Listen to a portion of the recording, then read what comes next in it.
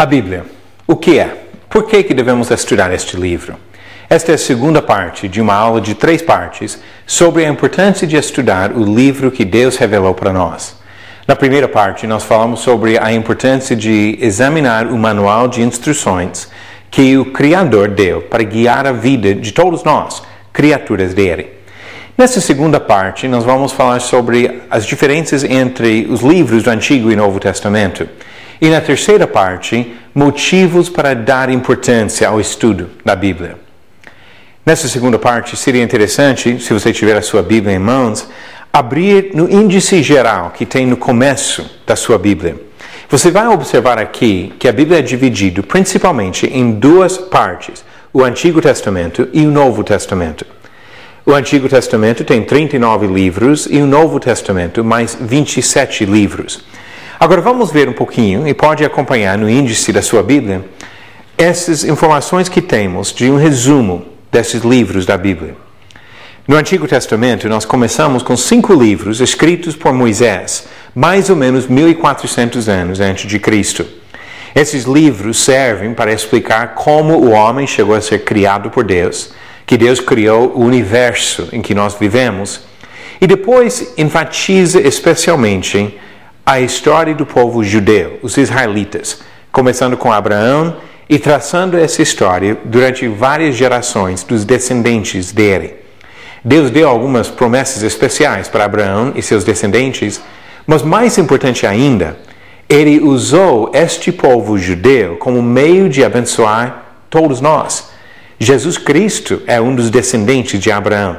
E estas informações, bem no início da Bíblia, servem para nos ajudar a entender o plano eterno de Deus para nossa salvação. Depois desses livros de Moisés, temos mais 12 livros de história, começando com o livro de Josué até o livro de Esther. Esses livros contam a história do povo durante mais ou menos 900 anos. Durante esse tempo, Josué conduziu o povo na conquista da Terra Prometida. Depois, o povo foi governado por juízes durante um período de mais de 300 anos. Depois, os reis do Reino Unido e o Reino Dividido. E durante esse mesmo tempo, vários outros acontecimentos relatados nesses livros históricos. Depois temos mais 5 livros de sabedoria.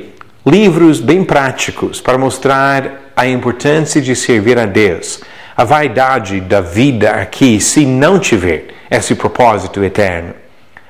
Também temos mais 17 livros do Antigo Testamento, conhecidos como livros proféticos, nomes bem conhecidos como Isaías, Jeremias e Daniel, e outros talvez menos conhecidos, Abacuque, Sofonias e outros.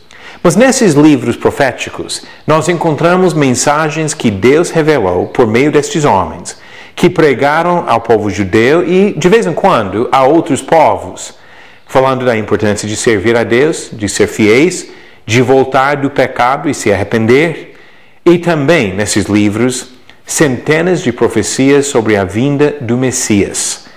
Messias vem do hebraico, Cristo do grego. A palavra em português seria ungido, falando sobre Jesus, aquele que viria como resposta ao problema de todos os homens, judeus e gentios, o problema do pecado. E quando o Novo Testamento começa, depois de 400 anos de silêncio, está apresentando para nós uma resposta ao problema bem definido no Antigo Testamento, o problema do pecado. Agora no Novo Testamento. Mais 27 livros no Novo Testamento, começando com 4 relatos paralelos da vida de Jesus Cristo. Mateus, Marcos, Lucas e João.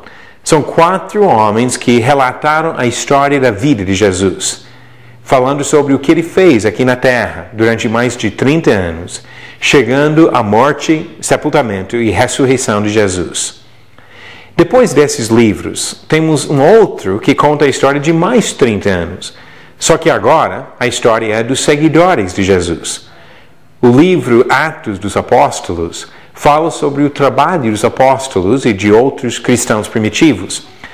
Não fala sobre todos os apóstolos, nem todos os atos deles, mas principalmente sobre o trabalho de Pedro, que abriu acesso ao reino tanto para os judeus como para os gentios. E Paulo, o apóstolo que levou a palavra de Deus para vários países em continentes diferentes por causa do seu zelo, depois de ter perseguido a Cristo, agora o desejo de pregar a palavra de Cristo. Depois do livro de Atos, ainda temos 22 livros, cartas escritas aos cristãos. O apóstolo Paulo, Pedro e outros autores, apóstolos e profetas do Novo Testamento, escreveram esses livros, às vezes a igrejas inteiras, outras vezes a cristãos individualmente. Mas em todos os casos, eles queriam equipar estes santos ao trabalho de servir a Cristo. Às vezes eles falavam sobre adoração na igreja, sobre organização ou trabalho da igreja. Outras vezes sobre a vida particular dos cristãos, como agir como cristãos no dia a dia.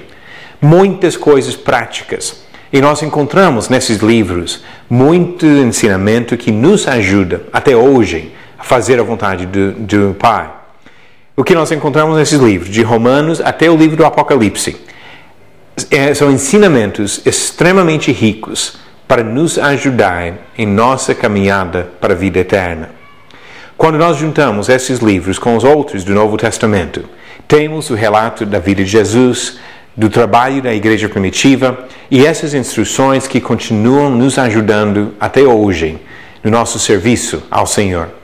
São livros, tanto do Antigo como do Novo Testamento, que mostram para nós o amor de Deus, como Ele deseja a presença de cada um de nós com Ele no céu.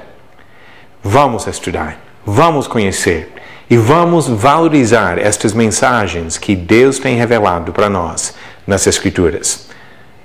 Na próxima parte do estudo, nós vamos falar sobre outros motivos para o estudo da Palavra de Deus.